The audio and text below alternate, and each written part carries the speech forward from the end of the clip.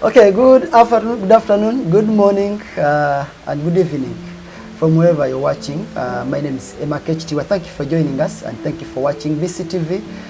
It is a YouTube channel. I urge you to subscribe, to comment, and to like. You can even share to your friend.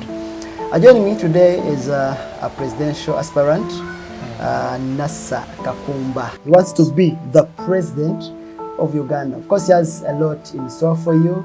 He has a very rich manifesto, and of course today we are going to be talking about a lot of issues. We are going to dig deep into serious issues that are affecting our country. Today, you're most welcome.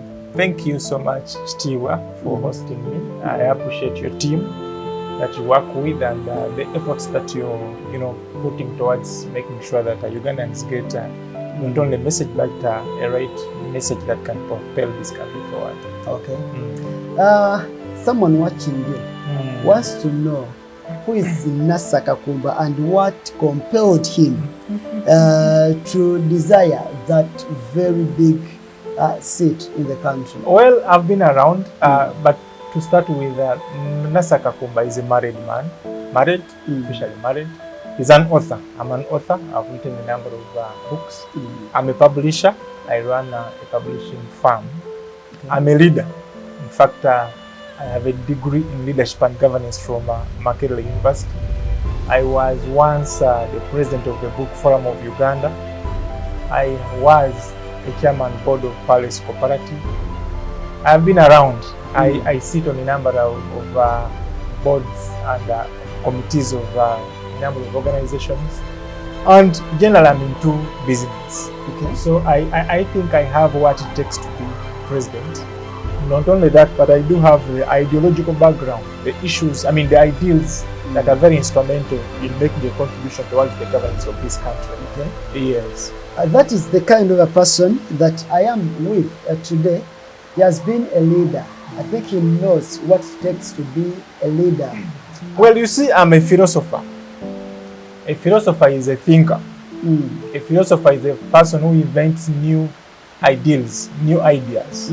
A philosopher is a person who invents new knowledge. So philosophers did not end in the 19th century, 18th century, and the other centuries. We are philosophers. We do have philosophers in this generation, and I'm one of them. I create knowledge, I create ideals, I create theories. So a number of people that I've interacted with came up with that kind of tagline that I'm a moving brain because of the new ideals, the new philosophies, the new approaches that compel people to think otherwise. Because you see, Africa has a number of issues that need us to think differently.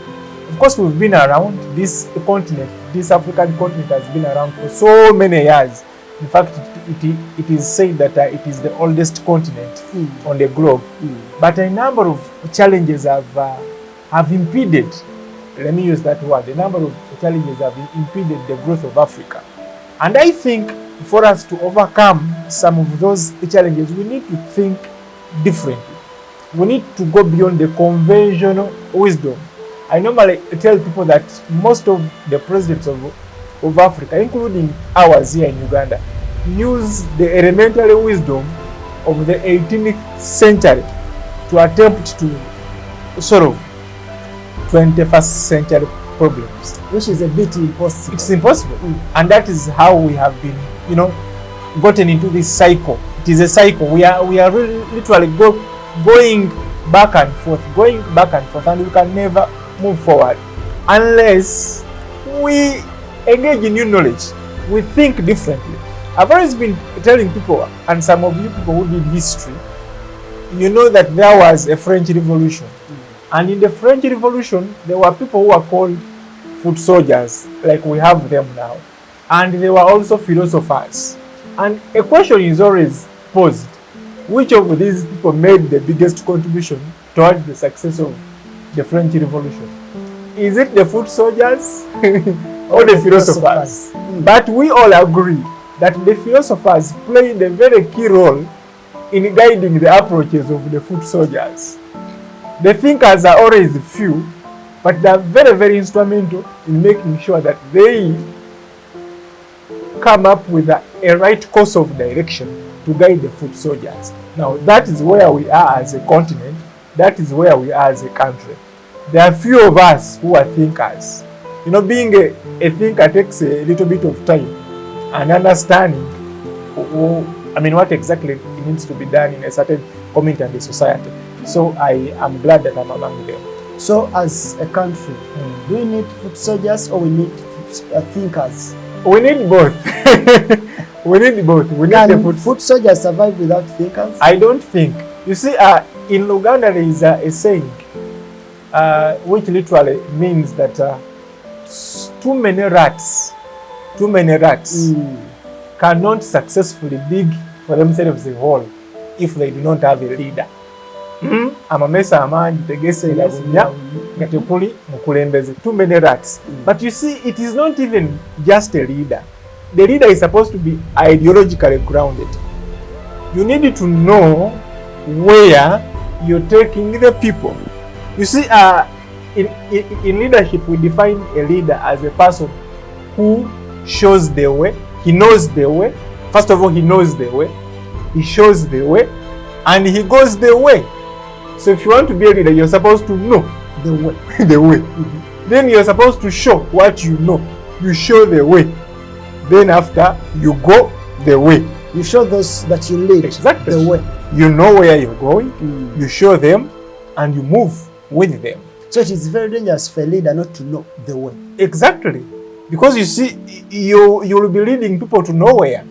And that is how we have gotten issues on this continent. Of course, this continent is undoubtedly very rich in mineral resource, in human resource, name them. But our people die in oceans running to Europe. Our people are maids, for example, in the Arab world. Most of the countries in the Asian world are deserts. The Arab world are deserts. But we leave this good weather here and go to survive in the Arab world. Now, there are fundamental issues that are leading us to such kind of a situation, and I think it's time for us to think differently and sort some of them. Actually, talking about Ugandans leaving Uganda to go to outside countries to work. Some work as maids, some work these casual works. Now, I'm wondering, as a president, how are you going to approach this issue? Specifically, now as USA deported Ugandans. You know, first of all, the USA is making a very big mistake. And I pray that... for deporting Ugandans? Not only Ugandans, of course, some of the people that have been deported are not Ugandans. In fact, the leadership in Uganda has just decided to accept whoever person has been deported in the USA, and maybe they can come and start life in Uganda. But the USA is making a very big mistake, and I pray that this message reaches them. You see, USA is almost the size of Europe. USA as a country is almost the size of Europe.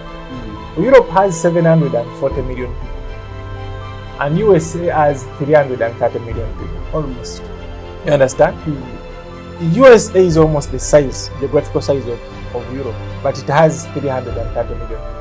Now, when you compare USA with India, USA is 3 times bigger than India. 3 times bigger than India. And India has 1.4 billion people. USA has 330 million people. When you compare USA with China, USA is almost the size of China. China has over 1.3 billion people. And USA has 330 million people. Now, the president in the USA and the leadership in the USA needs to understand that they need people. If USA is to survive the coming times, or if USA is to remain on top, it needs people. I think it needs professionals. Not only professionals, of course. Workers. Of course, they can be receiving of which kind of people are getting to that country. But you see, they need people. Bottom line is they need people. Because there is no way you'll compete with China that has 1.4 billion people. There is no way you'll compete with India. You understand? There is no way. So instead of deporting people like what they're doing, if they are totally interested, because I've heard President Trump saying that they need to have industries back in the USA. Which people are going to work in those industries? You need people to start with. You need a population that is going to consume, that is going to provide the cheap labor or otherwise. So to start with, that is a very, very, very big mistake. And the leadership also in the USA needs to understand that unlike countries like China, like India and many other countries, when people go to USA, because of how that country was formed, everyone is proud to be an American, for example. There is no way a black man like me can go to China and I say I'm a Chinese. And in fact, there was a president, if I'm not mistaken, in the USA, I think that was Ronald Reagan. Someone had wrote to him a letter which he read out during his farewell, speech, saying that unlike other countries, when you go to German, you can't become a German as a black person. You can't. But when you go to US as a black person, you're proud to say I'm an American. Even the accent changes. Exactly. Now, they are making a very big mistake. And I advise them that if at all they want to be on top, they need to know that for USA to survive, they need a population. Where does this leave the relationship between America and other countries? Of course, America needs to cement its relationship. There are a number of good things that President Trump has done. For example, he's mediating the end of the war in Ukraine. He successfully ended the trouble that was between Iran and Israel. He successfully mediated the conflict between Azerbaijan and that other, I think it was Azerbaijan, there was a country in Eastern Europe, if I'm not mistaken. He has been doing well on that, and I appreciate him for that. But when it comes to the issue of migrant workers and people in the USA, he's making a very big mistake.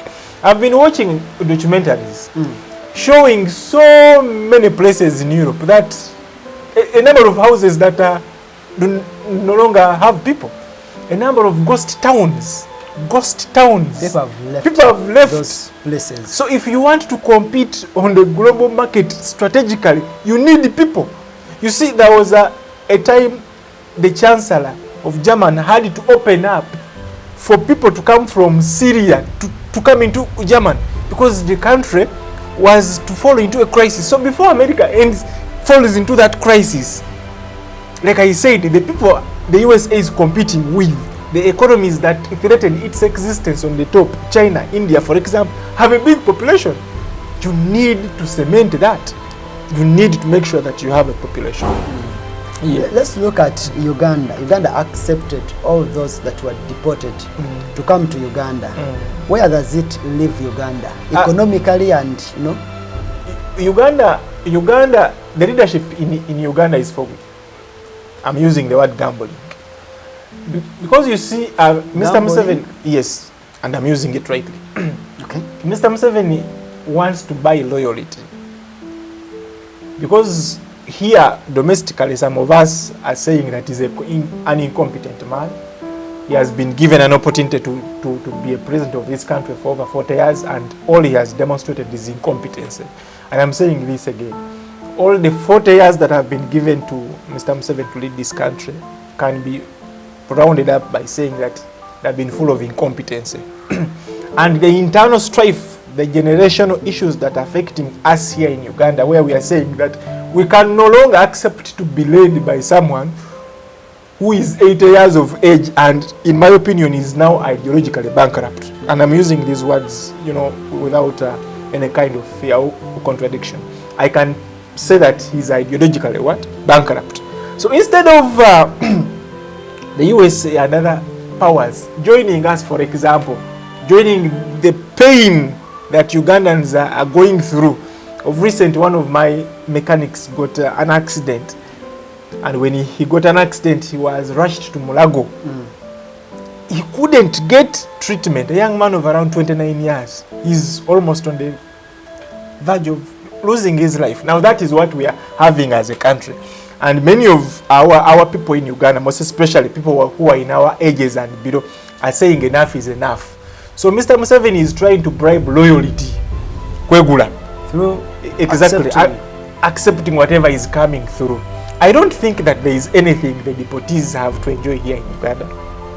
But he's trying to bribe loyalty by painting a picture that he's receiving. So the pressure that would have been there, not only internally but also externally, is suppressed by that kind of, and I'm using the word evil, by that kind of evil approach of just, you know, welcoming to try and bring down the pressure that would be both internal and external. Now you see, President Museveni domestically here is looked at, especially by you, the politicians, as an incompetent man. But globally, is looked at as a great man and as a wise man, a man of great wisdom. You see, when he travels to those nations, which ones? Like last time he was in Egypt, he was welcomed as a hero. You see him going to Kenya. Yes. You see him going to Sudan. Yes. He's looked at as a man of great wisdom. Now, I think for you to say he's incompetent is because you want his seat. Don't you think those words are not really nice to be used? Because outside is looked at as a great man. You see, there is no way your son and daughter can come out and say that my dad is not a good dad. And out there they're saying that your dad is a good dad. Because you should also check the interest of the people outside that are saying that you're good, that are praising you, and yet your own people are saying that you are incompetent. Let me give you an example. Mr. Museveni has been given an opportunity to be on top for now 40 years. Let me give you an example of leaders who have been in power for 40 years, for over 30 years and beyond. Let me start with the founder of Singapore, Lee Kuan Yew. Lee Kuan Yew led Singapore from a third world to a first world country in a span of, in a span of 30 years. That country is now among the richest countries on the globe. Yeah, you understand? Go to other leaders. Okay, before the demise of Gaddafi, which was also unfortunate, and I believe Gaddafi created it. Gaddafi, instead of building a country, built an empire. And it was just a matter of time that the empire would collapse. I would then blame the people of Libya for having delayed to notice that and confront him early. Okay. Instead of building a country, he was building everything around himself. And it was just a matter of time. A country without systems would collapse. It is the same thing that is happening here in Uganda. We are watching Museveni building an empire. And I can tell you, an empire, because empires have collapsed. And some empires, it's just a matter of time that they collapse. So if you don't build the systems, automatically that will collapse. What Gaddafi was trying to propel at that point in time, that African currency, Africa to become one country, is something that cannot happen with Africa. For me, I view the unity of Africa in a different perspective. Okay. And at that point in time, Mr. Museveni disagreed with Gaddafi when Gaddafi was talking of an Africa which is one. Mr. Museveni disagreed with him. He said that Africa cannot be as what Gaddafi was trying to portray because of our historical ethnical issues. You realize that a natural is different, is naturally different from a Muchiga. It is naturally different from a Muchiga. Yes. You understand? So because of our ethnic differences, I think the approach that we need to take as Africans is the European approach. But before I explain the European approach to integration, I would want to draw your attention to the fact that now Mr. Museveni is trying to champion African integration and everything. And yet when Gaddafi was bringing it at that point in time, he rubbished it. In fact, he's recorded there is a a recording when he was with, I think, Mr. Reagan, who was the president of the USA then, celebrating, I mean, happy over the fact that he's making all efforts possible to fight Gaddafi. That was Mr. Museveni. Gaddafi was advocating for African integration and unity. And the president was not happy. He wasn't happy. He wasn't happy. He was against it. Now he's the same person. Why? They're friends with Gaddafi. He is the same, you know, he has always been changing goalposts. He has always been changing goalposts. But now, how can Africa integrate? For me, I think that Africa needs to borrow the European approach. What is the European approach? The European approach, you know, there was a powerful empire, the Roman Empire, and those other empires that were in Europe. Many of those countries you see in Europe at one point in time, they were one. But they disintegrated into smaller units. And you can say that their disintegration was into smaller ethnic units. Now, when they disintegrated into smaller ethnic units, the electron came and merged as the bigger European Union.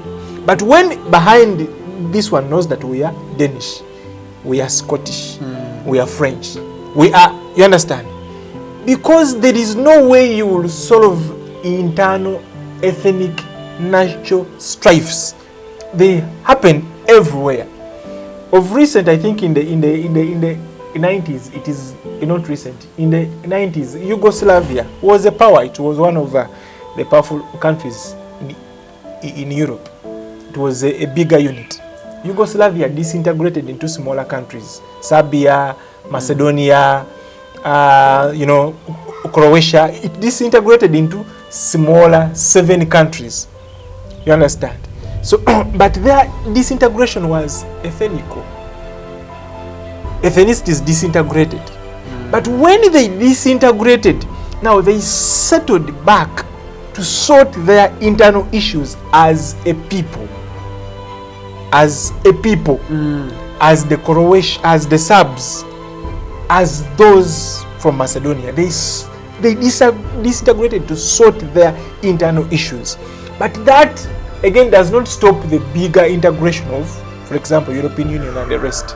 I think that is the approach that we need to take as Africans. Let me give you another example of what is happening in our neighborhood here in South Sudan. Those guys are fighting, the Dinkas and I think the Noahs. They think the fight is purely ethnic. It is purely an ethnic fight.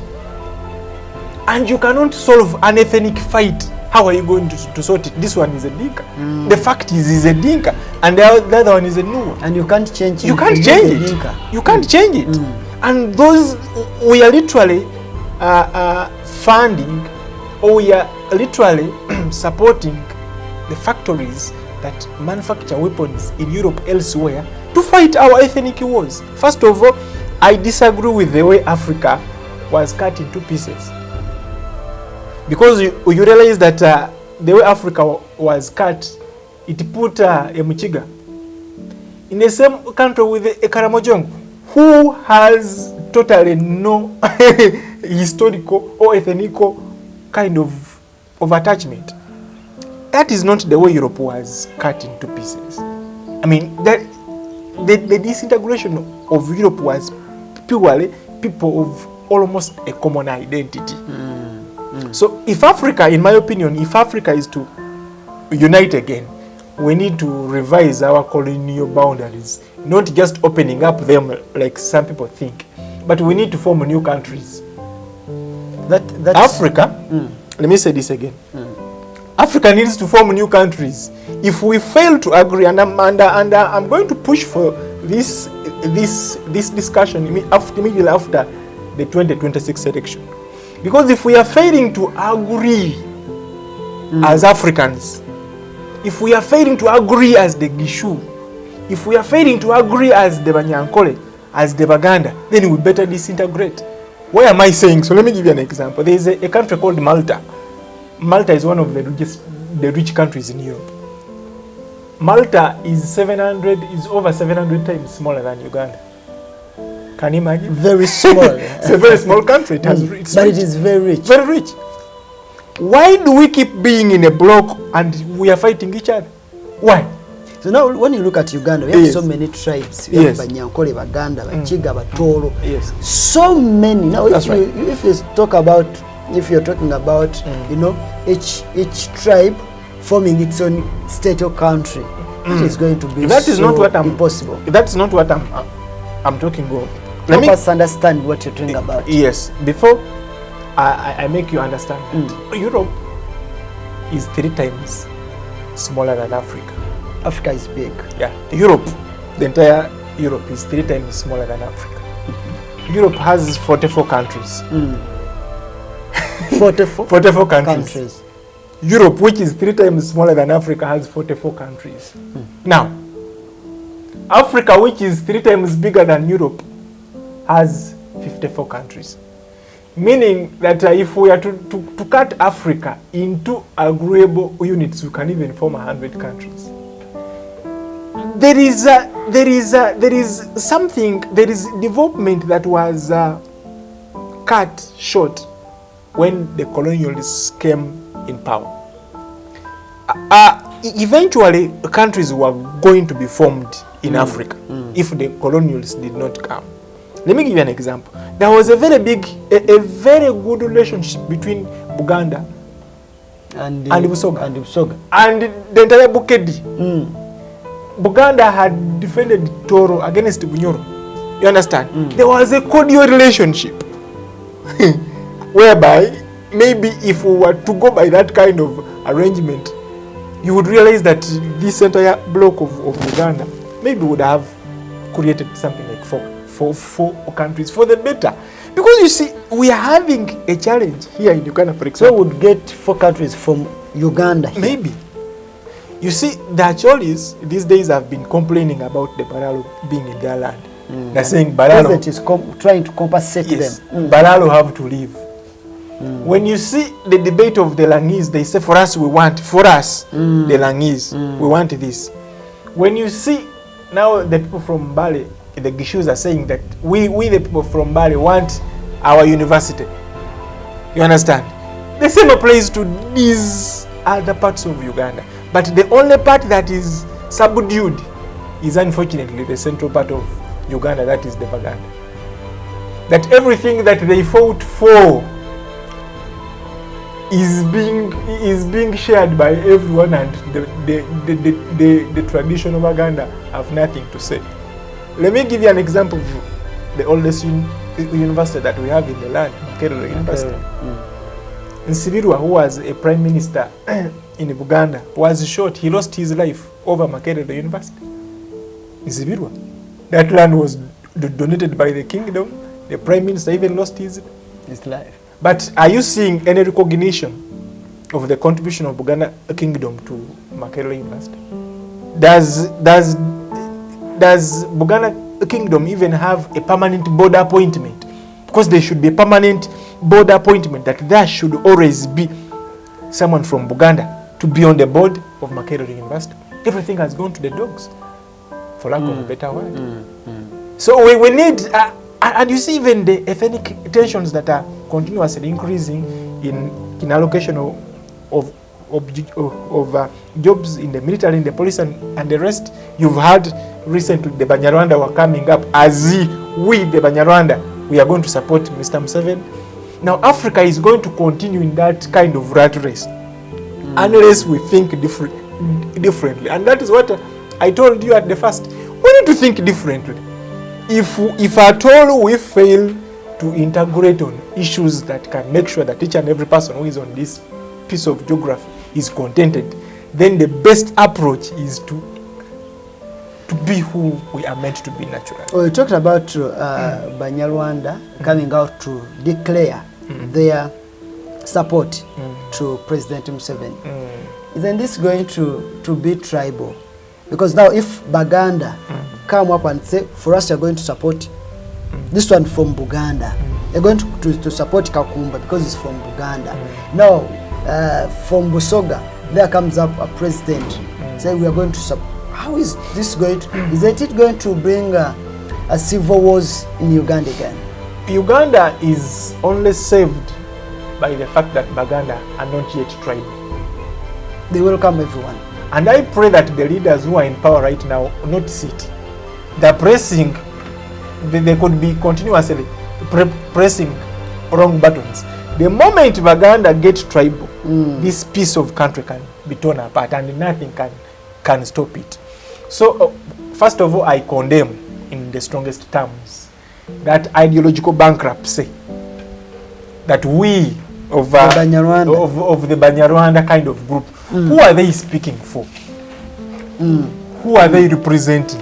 There were a few individuals who came out and said that we the Banyarwanda. Who are they speaking for? That kind of arrogance is something that has to be condemned in the strongest terms possible. That kind of arrogance. There was still one of the gentlemen on that group of Banyarwanda Bavandimwe group who at one point in time was saying on a certain media platform that the Bavandimwe, the Banyarwanda have their own interests and they will protect their interests. Who doesn't have interests? I think who do you think that doesn't have interests? Because everyone has their interests. So that kind of approach is counterproductive. It is supposed to be condemned in the strongest terms possible, and I condemn it. Okay. Now let's dig deep into the plight of traders. They're striking day in, day out. Last year, is it last year or early this year? They staged up a strike against high taxes. Now recently they had a strike against high taxes. Now, what is your say about that? You see, we need to think differently, and I've always been talking about revising our fiscal policy. We need to revise our fiscal policy because you see a lot of tax. Uganda, by the way, has a lower tax to GDP ratio compared to countries, even in the East African region, meaning that there are few people who are paying taxes. And those few people are feeling the burden. And when you look at the CBD, Central Business District, or when you look at Metropolitan Kampala, 70% also of the total number of taxes that Uganda collects comes from 3 districts, maybe 4: Kampala, Mukono, Wakiso, and Mpigi. And these are the traders. The traders, they feel the weight of the, they feel the burden of the taxes, the tax regime. We need to revise the tax regime, and I've been saying that we need to go away from taxing production. From taxing incomes, non-production. We need to go away from taxing incomes and instead focus on taxing consumption. That means that we need to have lower income tax. We need to have lower VAT. Let the traders, let people get the money. And when they get the money, they can be in a position to consume. When they consume, they can pay taxes in form of, they can pay indirect taxes in form of consumption. The other thing that needs to be put in perspective in